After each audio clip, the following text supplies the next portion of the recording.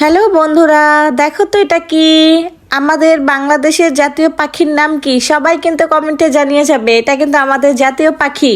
কতটা সুন্দর করে তৈরি করেছে এটাকে, দেখো খুবই সুন্দর লাগতেছে। আমার কাছে খুব ভালো লাগছে। আমি এখানে হঠাৎ প্রথমবার দেখে কিন্তু ভেবেছিলাম এটা মনে হয় কাক। পরে যে দেখি যে না, এটা তো কাক না, এটা তো আমাদের জাতীয় পাখি। এরপর চলো তোমাদেরকে ডান্স দেখাতে নিয়ে যাই।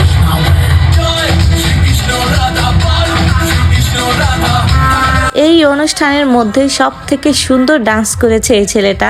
ওর নাচটা আমার খুবই পছন্দ হয়েছে। মানে আরো কয়েকজন ডান্স করেছে, কিন্তু সব থেকে আমার কাছে ওর ডান্সটাই খুব ভালো লেগেছে। এই ছেলেটা খুব সুন্দর নাচতে পারে, ওর প্রতিভাগুলো খুবই অমায়িক।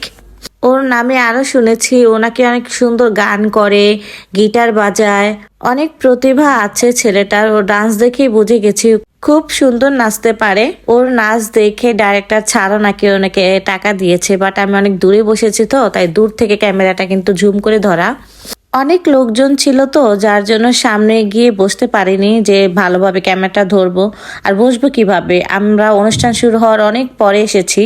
এতক্ষণে অনেক মানুষজন বসে পড়েছে, যার জন্য দূরে বসেই পরে ভিডিওগুলো করলাম যতটুকু সম্ভব। আসলে পিকনিক মানেই হয়েছে আনন্দ এবং উৎসব। মানে পিকনিকে আসলে এক ধরনের অন্যরকম একটা আনন্দ লাগে।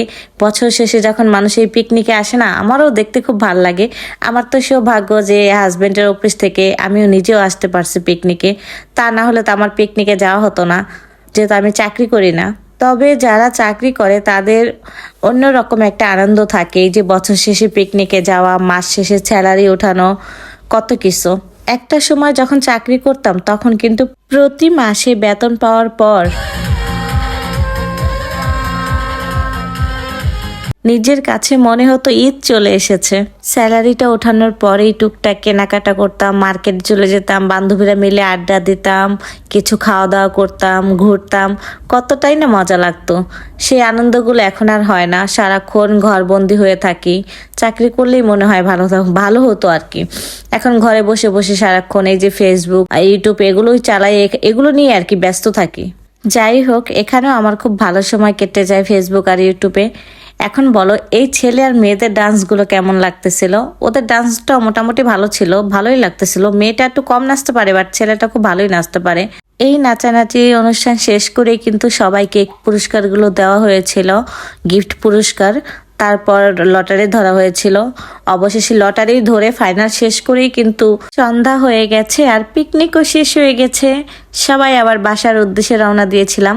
এই একটা দিন সবাইকে দেখতে পাই, সবাই একসাথে হয়, অনেক আনন্দ উৎসব করে। কার কাছে কেমন লেগেছে ভিডিওটা অবশ্যই জানাবে।